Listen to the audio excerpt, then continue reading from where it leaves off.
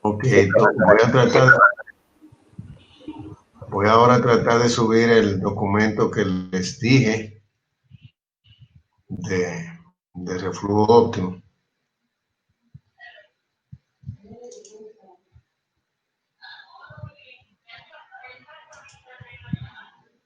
¿Se ve?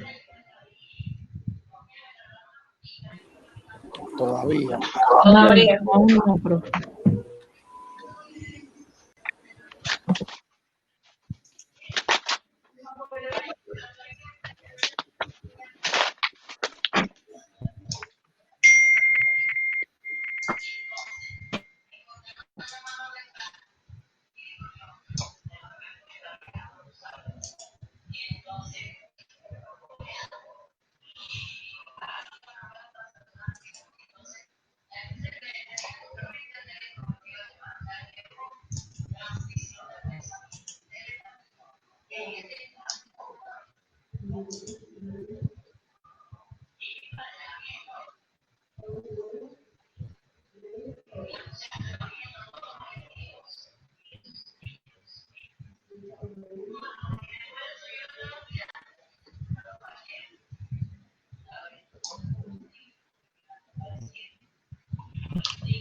Ahora se ve. Sí. Ok, dice destinación de reflujo óptimo. Ok, miren, esto es una traducción de un libro de texto. Abajo, al final yo digo de dónde viene. Les dije que hay un libro de texto que es muy importante para los ingenieros químicos, los estudiosos de la ingeniería química, que se llama Diseño de plantas y economía para ingenieros químicos, que es de los autores Peters, apellido Peters y Temmerhaus. Es un libro que yo guardo en mi corazón porque tiene muchas ideas, a pesar de ser un libro de texto que no es de la práctica, es bueno, es muy bueno. Entonces, esa es una parte pequeña del libro que se llama El reflujo óptimo, que es lo que yo le estuve explicando, de que es una situación estrictamente económica, cómo se elige el reflujo de una torre de destilación para diseñarla, que el trabajo del ingeniero químico es diseñarla y construirla, no con las manos, ¿verdad? Porque los talleres que la construyen, pero hacer los planos y demás para que la hagan y luego asegurarse que la hicieron conforme las especificaciones.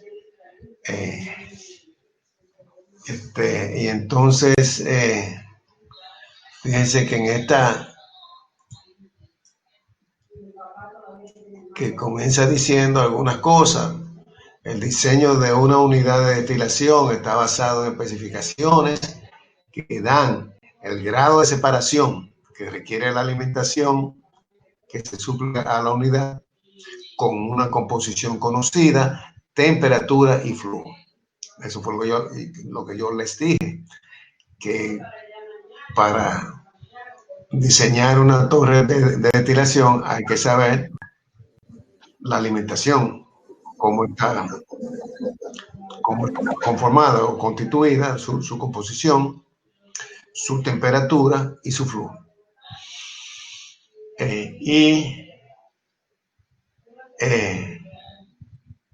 Y obviamente hay que conocer el grado de separación que se quiere conseguir.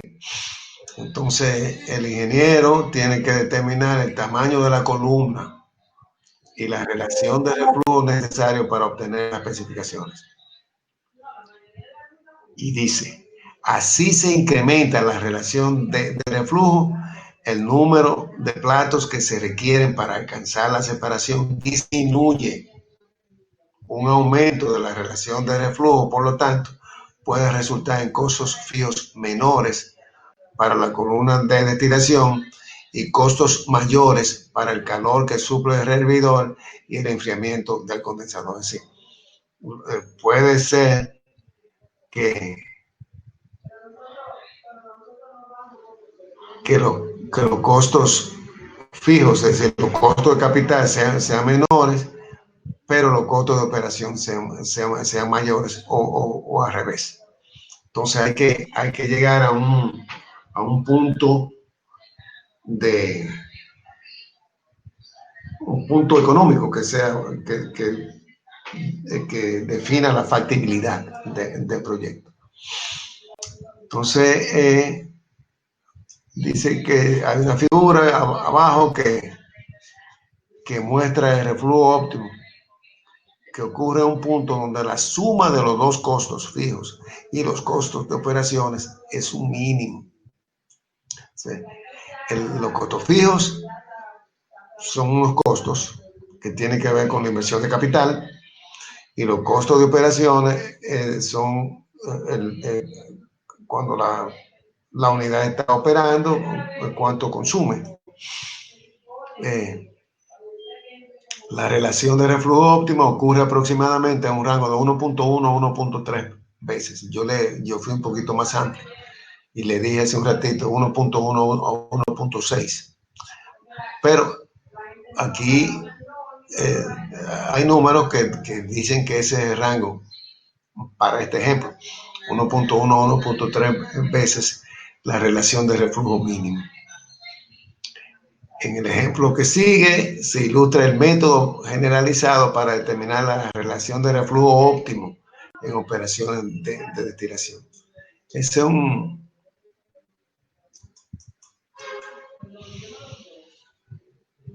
es una gráfica muy ilustrativa donde habla del costo anual, del costo anual versus la relación de reflujo. La relación de reflujo 1.0 es el reflujo mínimo, y entonces viene 1.2, 1.4, 1.6, 1.8, 2.0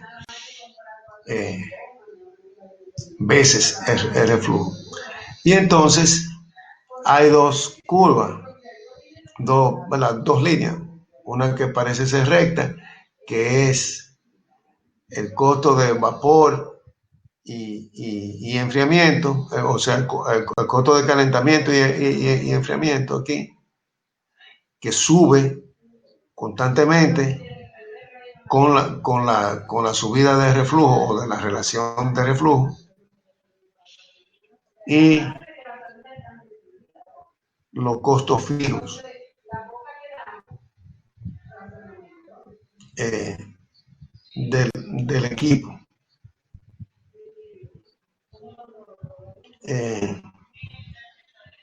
Ahí se comienza, ese sería el reflujo mínimo,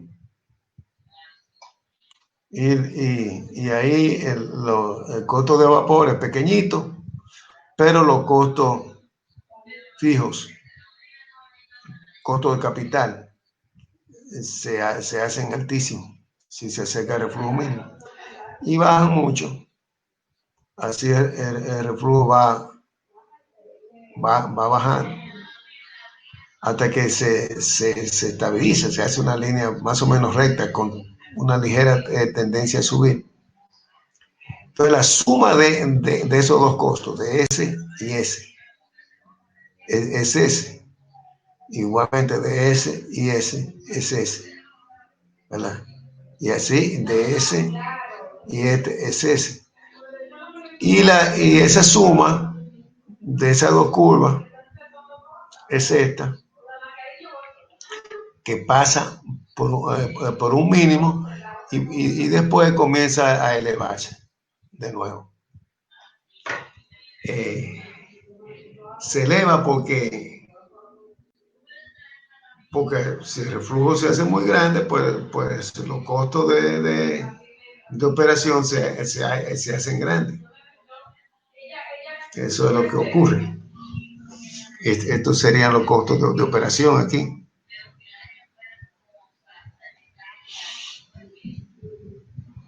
Y esa curva, como les dije, pasa por un punto mínimo, que en este caso es 1.25. Este 1.2, 1.3 estaría por aquí, 1.25 de reflujo mínimo. Eso es para este ejemplo. El ejemplo es este. Dice, se requiere diseñar una columna de destilación provista de platos perforados. Más adelante vamos a hablar de platos, pero no sería hoy. Para una alimentación de 700 libras-mol por hora. Estos son las unidades que usan en Estados Unidos, libras y demás. Yo le puse entre paréntesis lo que sería en las unidades métricas, que son 318 kilomol hora. De alimentación. La alimentación es 318 kilomol hora, compuesta de 45% mol de benceno y 55% mol de tolueno. Volvemos a nuestro sistema benceno-tolueno. Dice que la unidad opera a presión atmosférica y la alimentación entra a la columna en su temperatura de burbuja. O sea, ahí está la condición térmica de la alimentación. Está la condición térmica, está la composición, está el flujo. Y ahora viene la separación. El destilado deberá contener 92% de benceno y el producto de fondo 95% mol de tolueno. Es decir, en el destilado X va a ser igual a 0.92 y en el fondo X va a ser igual a 0.05. X, acuérdense que es benceno. Entonces, determine la relación de reflujo óptimo. Moles de líquido retornado a la torre por moles de producto destilado. L sobre D. B. La relación entre el reflujo óptimo y el reflujo mínimo. Es decir, hay que determinar el reflujo mínimo. Y C. La proporción de los costos totales variables que representa el consumo de vapor a las condiciones óptimas. Es un detalle ahí interesante. Esa parte C. La pregunta C. Entonces nos dan más datos. Nos dice el equilibrio vapor-líquido para mezclas benceno-tolueno a una atmósfera se presenta en la figura 2. O sea, nos dan esos datos de equilibrio a una atmósfera. El calor específico molar para mezclas líquidas de benceno y tolueno en todas las proporciones pueden asumirse como 40 BTU libra-mol grados F. Otra vez esas son unidades inglesas, que es la que tiene el libro. Calor sobre masa y grado de temperatura. 3. El calor latente de vaporización del benceno y tolueno puede ser tomado como 13.700 BTU libra-mol grados F, constante.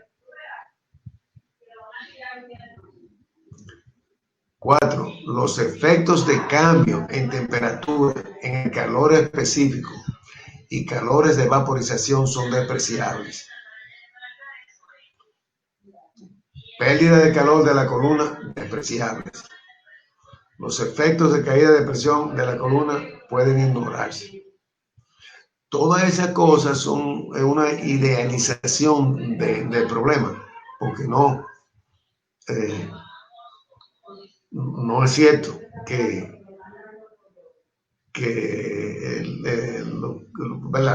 ya lo sabemos, que los cambios de calor específico con temperatura, los calores específicos cambian con temperatura, los calores de vaporización también, y obviamente la columna va a perder calor. La aíslan bien, pero como quiera hay cierta pérdida. Y hay caída de presión a través de los platos, sin duda. Luego vamos a ver un poco más de eso. Evidentemente es un problema idealizado con el propósito de presentar lo que es el reflujo óptimo. Entonces, dice en la parte 5, el coeficiente de transferencia de calor en el rehervidor es 80 BTU hora pie cuadrado grados F, y en el condensador es 100 BTU hora pie cuadrado en grados F. Nos dan ahí el U de ambos de ambos equipos de transferencia de calor, de ambos, ¿cómo se llama? Bendita sea. De condensador y de rehervidor. Aquí está el diagrama de McKay-Tyson. Fíjense que esa es la alimentación, ¿verdad? Punto 45. Esa es el destilado, punto 92. Y ese es el fondo, punto 05, que es punto 95 tolueno. Esa es la línea de equilibrio. Esa es la línea de 45 grados. Esa es la línea de operación de la sección de rectificación. Esa es la línea de operación de la sección de agotamiento, que ellas se coinciden en la línea CUT, que es una línea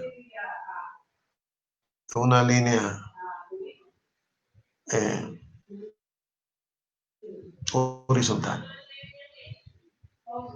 porque está la alimentación está en su punto de burbuja. Entonces, ¿qué viene?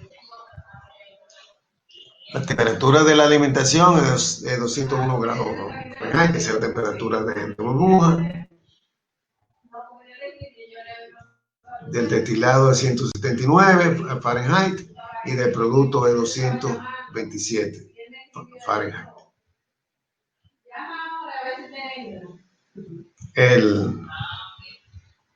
La alimentación, dice el problema, que está en su punto de burbuja. El destilado, si no aclaran, se supone que está en su punto de burbuja, es decir, que el vapor que sale de la torre, que es un vapor que está saturado, que está en su punto de rocío, se condensa y el líquido, entonces, ese condensado está en su punto de burbuja, no se enfría. Es lo que se presume. El gradiente de temperatura en el condensador, así el intercambiador de calor de arriba se llama condensador. Se basa en una temperatura media de 90 grados Fahrenheit. Es decir, el condensador usa agua para enfriar y dice que su temperatura promedio es de 90, es decir, que parece que entra, vamos a decir que a 80 y sale a 100. Entonces, el promedio es 90 y el cambio en la temperatura de agua de enfriamiento es de 50 grados. Wow. Yo son 10, son más. Para todos los casos. Quiere decir que agua entra, bueno, aquí especificar, quiere decir que agua entra a 65 y sale a 115. Ahí están los 90 grados promedio. El vapor saturado a 60 psi-A, que son aproximadamente 45 psi-G, es usado en el rehervidor. El vapor de baja presión, que se usa en el intercambiador de calor de abajo, que es el rehervidor. A esta presión, la temperatura del condensado es de 292.6. La condensación es 915 BTU por libra.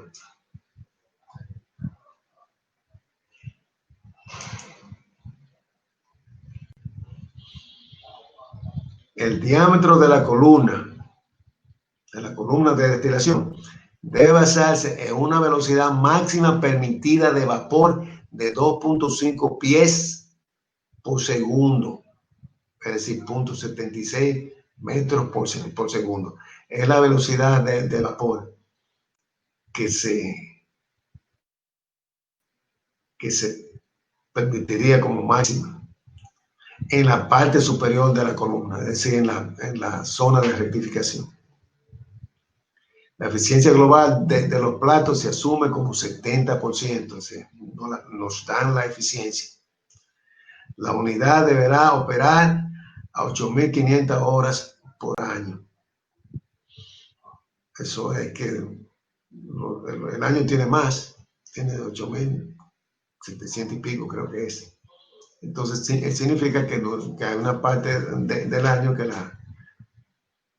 que la columna no opera porque hay que darle mantenimiento. Datos de costo.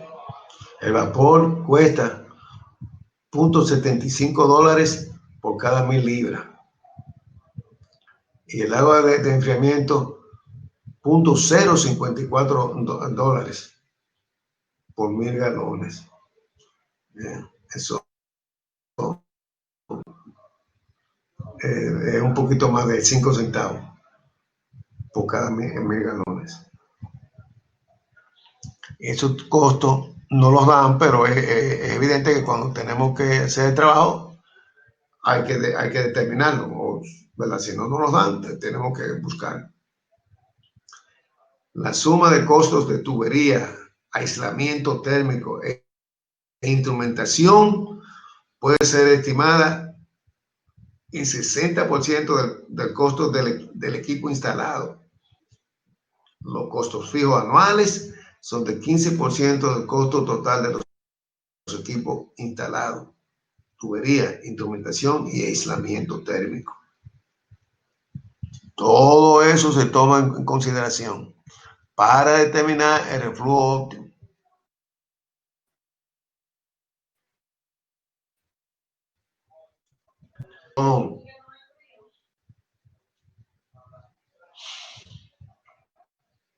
Es una columna de destilación de platos perforados.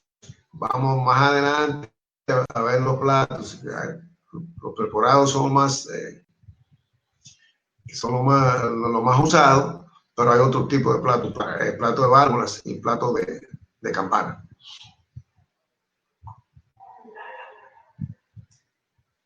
Y los costos van a depender del diámetro del plato, que es el diámetro interno de la columna. Por ejemplo, un plato de 1.5 metros vale $1.200 un plato. Eso son costos viejos, ¿no? Eso posiblemente sea mucho mayor. Y así va aumentando el diámetro de plato, va aumentando el costo del plato. Eso son pulgadas para los que prefieren pulgadas no, parece que yo lo cambié a metros porque veo que estos son 60, 70, 80, así. Y estos son números más no son tan redondos.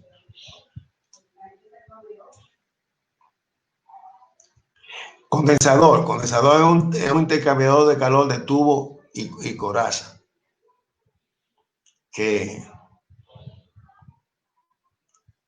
que tiene un área de transferencia de calor, así como se mide el tamaño de un intercambiador de calor por el área de transferencia. Aquí está, otra vez, estos son los números que da el libro para que yo le hice esta cotación aquí. Y estos son los costos. Otra vez aclaro que esos costos ya no son válidos, porque creo que esos costos son de años atrás.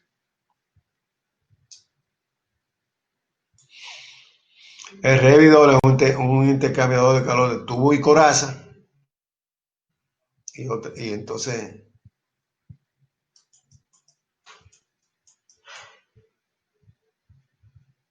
fíjense que es más caro. El revidor es más caro. Miren que el de 1000 arriba, el de condensador cuesta 11,000 y pico. Y el de 1000 de revidor cuesta 17,000 y pico.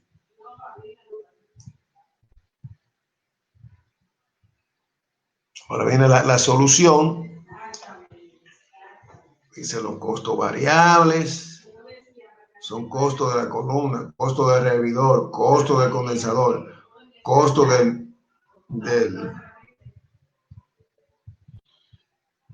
vapor y costo del agua de enfriamiento. Cada uno de estos costos es función de la relación de reflujo. Y la relación de reflujo óptimo ocurre en el punto donde la suma de los costos variables anuales es un mínimo. Los costos variables totales serán determinados por varias relaciones de reflujo y el óptimo será encontrado por un método gráfico. Ejemplo de cálculo es para una relación de reflujo de 1.5, es decir, se elige 1.5 para dar el ejemplo de cómo se calculan los costos. Costo anual de la columna de destilación para un reflujo de 1.5. El método McKay-Thiele se aplica a este caso y el número de platos teóricos puede ser determinado por el método gráfico de la figura 2, arriba, cuando vimos el diagrama de McKay-Thiele. La pendiente de la sección de enriquecimiento, el punto 6 de la figura 2, el número de platos teóricos requerido para la separación es 12.5. Pero nos habían dado una eficiencia global de 70%, de suerte que el número de platos físicos reales es 16. 16 es porque hay un -1 ahí, no sé, creo que hay un error ahí.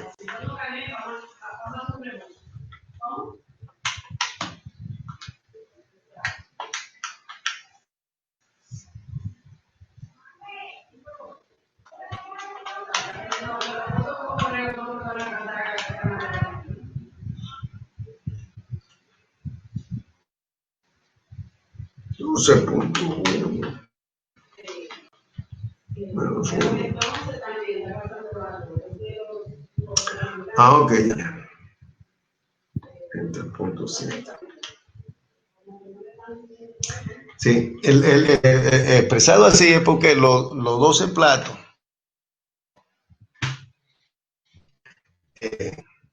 incluye el hervidor.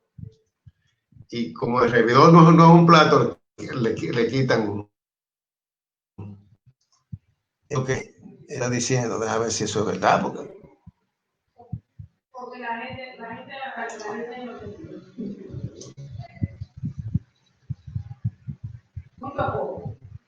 no hay una figura de la columna, o sea que tiene que ser eso.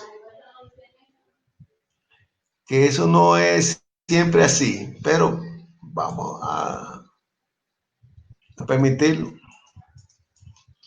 Ese 12.1, vamos a decir 12, es el número de platos que se determina en el diagrama McKay-Thiele. -1 es porque en la configuración de la columna el hervidor representa un plato, pero como no es un plato, se le quita a los platos totales. Cuando se divide por 0.7, da 16. O sea, los 12 platos que se determinaron por el método gráfico de McKay-Thiele, con una eficiencia de 70%, son 16 platos reales o físicos.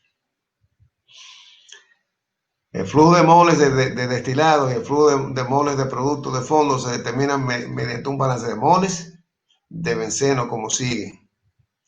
Esa es la alimentación, ese es el benceno que entra por la alimentación, ese es el benceno que sale con el destilado y ese es el benceno que sale con el fondo, que bueno, 700 de la alimentación menos el destilado, el fondo. Y esa es la composición de benceno. Entonces eso da que el destilado son 322 y el fondo es 378, para un total de 700. El flujo de vapor que sale por la parte superior de la columna es 322 más el reflujo.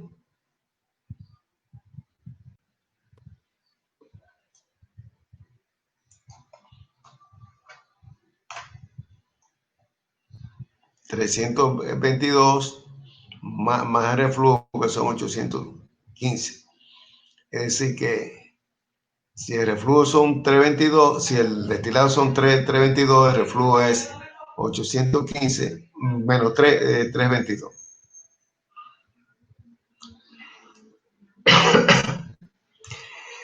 Se hace algo que para fines de un ejemplo sencillo se puede, pero que esa no es la realidad, que se aplica la ley del gas ideal en el vapor.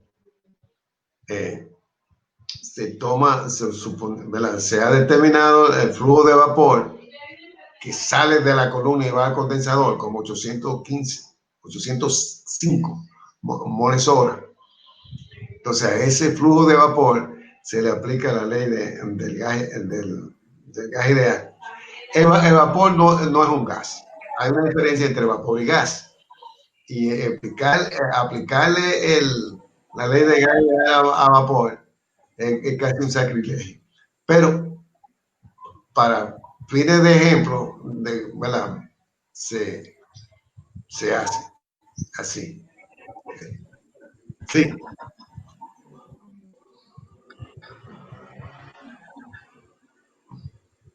La idea es determinar el diámetro de la torre, donde el vapor en la parte de rectificación no debe tener una velocidad mayor a 2.5 pies por segundo.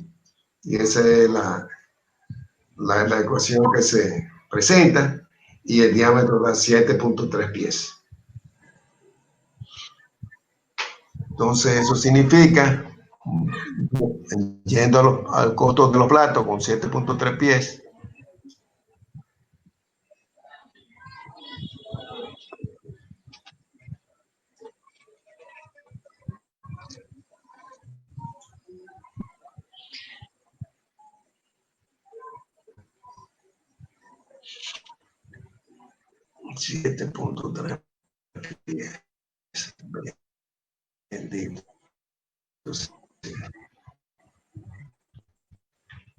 ¿dónde ellos sacan eso?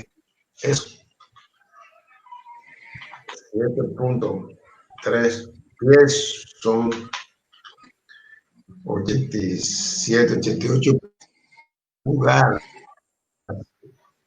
El código de error.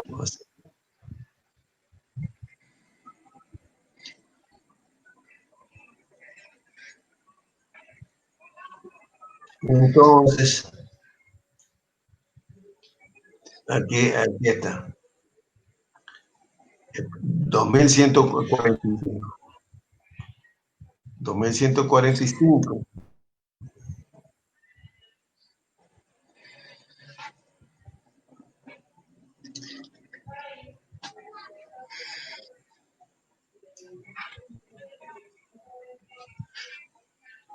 Entre esos dos.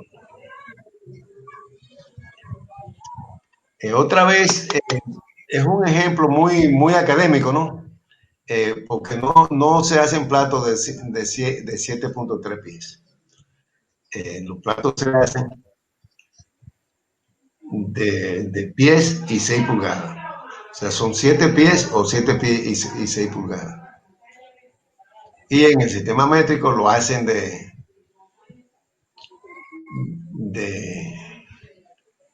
de 100 centímetros en 100 centímetros, creo.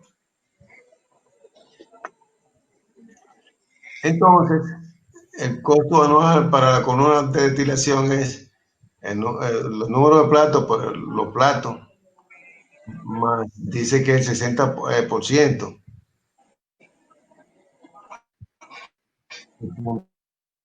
15, eso está explicado arriba, ese sería el costo de la columna anual.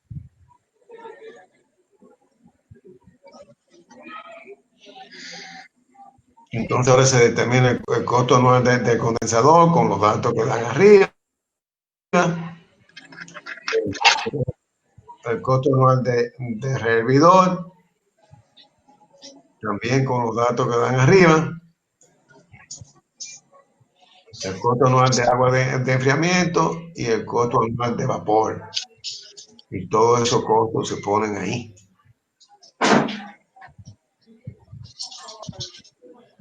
Ese fue el ejemplo que se hizo de 1.5. Se supone que los otros se hacen siguiendo más o menos el mismo procedimiento. Y aquí están entonces los costos totales, que es la suma de costo de agua de enfriamiento, de costo de vapor, costo de hervidor, costo de condensador, costo de la columna. Los equipos, ellos lo presentan, que es un costo de capital, lo presentan como costo anual. Eso se puede, ¿no? Porque solo hay que prorratear, tomando en cuenta datos económicos y de contaduría, como depreciación y ese tipo de cosas. Bueno, entonces dice que el costo total mínimo por año ocurre con una relación de 1.25, un reflujo óptimo, una relación de reflujo óptimo de 1.25.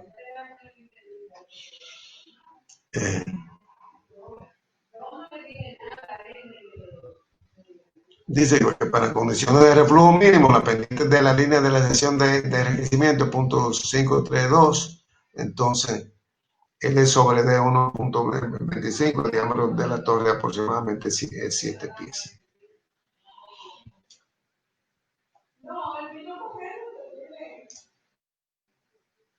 Ese es el ejemplo que nos permite, la curva que muestra eso está allá arriba.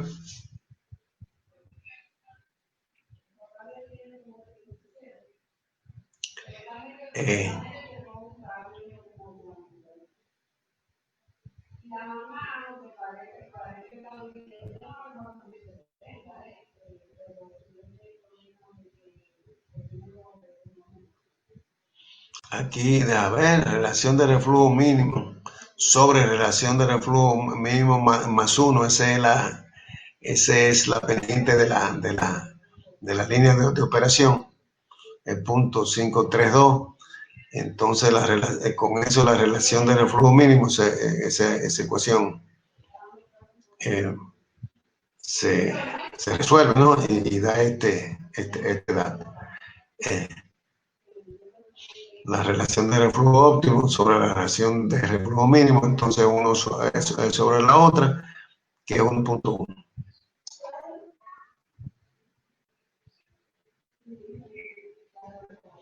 Entonces aquí vienen condiciones óptimas, o sea, la condición de reflujo óptimo, el costo anual de vapor es S, el costo variable total es S, y la proporción de costo variable que representa el consumo de vapor es 70%.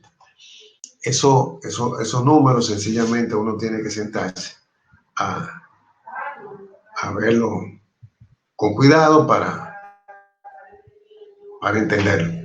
Le dejo a usted el documento para que, o se lo voy a enviar por correo, para que lo vean con cuidado. Y el lunes, que es nuestro próximo encuentro, ustedes tengan preguntas, observaciones, en fin, y vamos a tratar de aclarárselo. Le voy a mandar, como ya le prometí al principio de la sesión, que le voy a mandar un problemita parecido al de CONAHU, pero con algunos datos cambiados para que ustedes lo hagan, porque me interesa que entiendan muy bien lo que es equilibrio vapor líquido. Y después este documento, que es un poquito más complejo. Pero ustedes me dirán, tienen que cuestionarme, tienen que preguntarme para yo saber que estamos vivos. Tienen que decirme, estoy perdido, no entiendo. No importa. Decir eso no importa. Si no quieren decirlo públicamente, díganmelo privadamente. Yo estudié ingeniería química 5 años.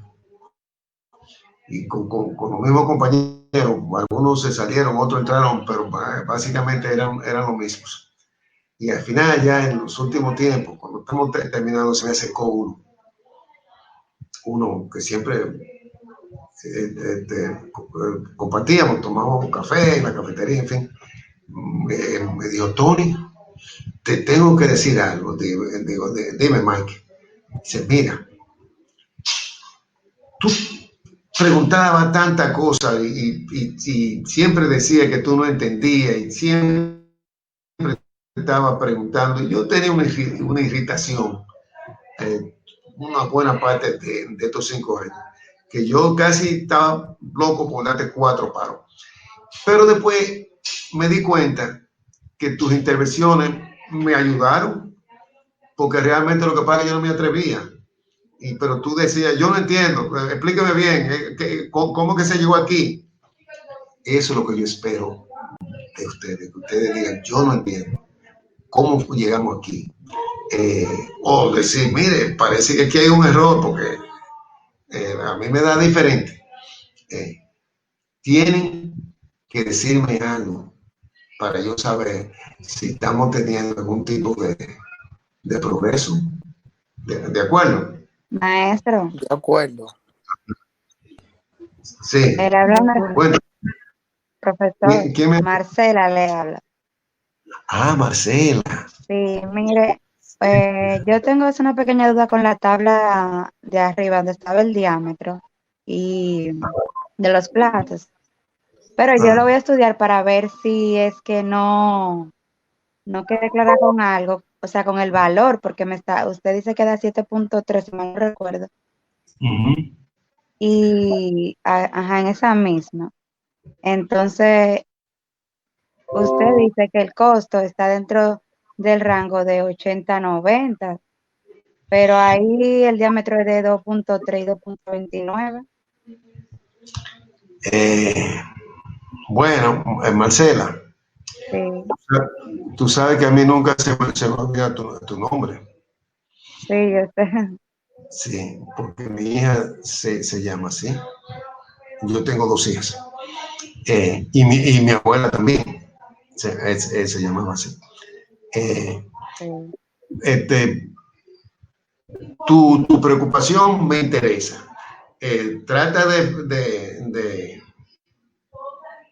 aclararla bien, envíamela y yo te aseguro que yo la voy a ver con cuidado y te trataré de contestar. Ok. Otra cosa, maestro. Ajá. El lunes tendremos encuentro del monográfico porque es feriado, entonces creo que en el calendario que nos mandaron del monográfico, creo que lo pusieron, lo destacaron eso, si mal no recuerdo. Sí, yo recuerdo, realmente yo recuerdo que se me dijo que el lunes, que los feriados no hay clase, no hay, de modo que el lunes no hay. Yo lo que pasa es que lo había olvidado. Sé que nuestro encuentro el próximo será el miércoles. De todas maneras, de aquí a allá yo les voy a enviar cosas para que ustedes se entretengan. De acuerdo. Ok, gracias, maestro. Gracias a ti, mira. Bueno, cuéntame a ver si hay algo más. ¿Todo bien entonces? Sí, todo Sí, bien. maestro, entendimos todo, maestro. Ok, fantástico. Entonces yo Casi las 9, maestro, ya. yo voy a cerrar y le voy a desear que pasen un feliz fin de semana y que se diviertan. Muchas gracias, maestro. Gracias, Gracias, igual. Gracias, maestro. Gracias, maestro, igual. Pase buena. Pronto. Gracias, maestro, igual. Feliz noche y fin de semana. Siempre las veces.